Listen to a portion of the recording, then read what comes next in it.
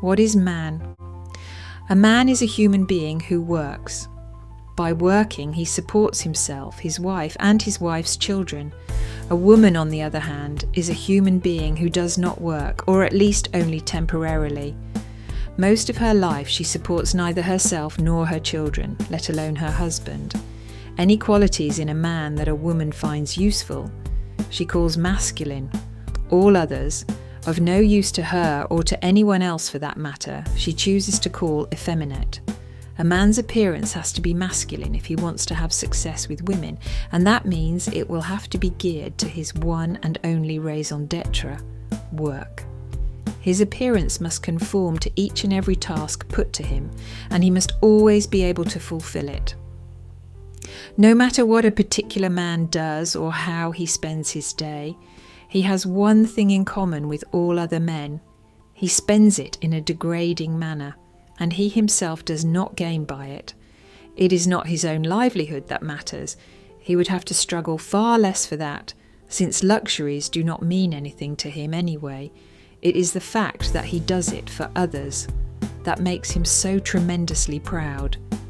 He will undoubtedly have a photograph of his wife and children on his desk, and will miss no opportunity to hand it around.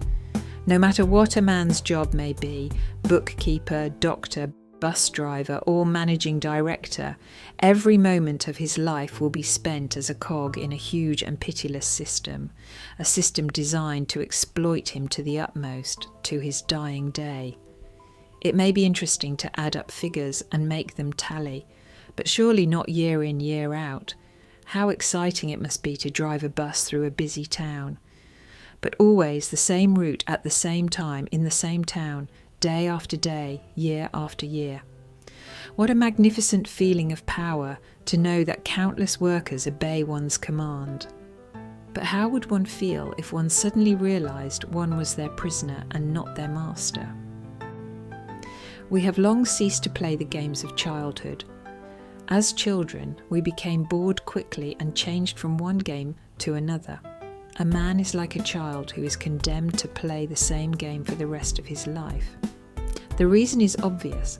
As soon as he is discovered to have a gift for one thing, he is made to specialise. Then because he can earn more money in that field than another, he is forced to do it forever. If he was good at maths in school, if he had a head for figures, he will be sentenced to a lifetime of figure work as a bookkeeper, mathematician, or computer operator. For there lies his maximum work potential. Therefore he will add up figures, press buttons and add up more figures. But he will never be able to say, "I'm bored, I want to do something else." The woman who is exploiting him will never permit him to look for something else. Driven by this woman, he may engage in a desperate struggle against competitors to improve his position, and perhaps even become head clerk or managing director of a bank. But isn't the price he is paying for his improved salary rather too high? A man who changes his way of life, or rather his profession, for life and profession are synonymous to him, is considered unreliable. If he does it more than once, he becomes a social outcast and remains alone. The fear of being rejected by society must be considerable. Why else will a doctor, who as a child liked to observe tadpoles in jam jars, spend his life opening up nauseating growths, examining and pronouncing on human excretions?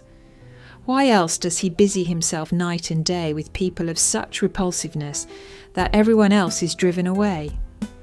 Does a pianist who, as a child, liked to tinkle on the piano, really enjoy playing the same Chopin nocturne over and over again all his life?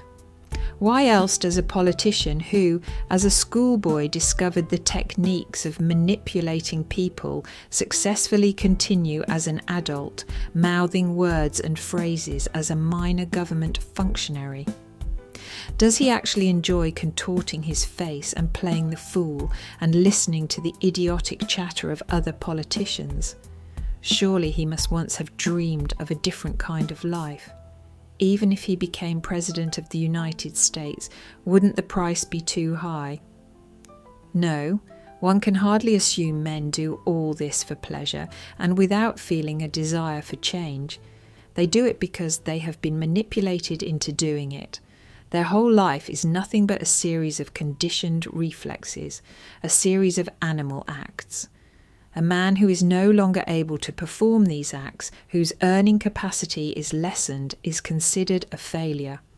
He stands to lose everything: wife, family, home, his whole purpose in life, all the things, in fact, which give him security,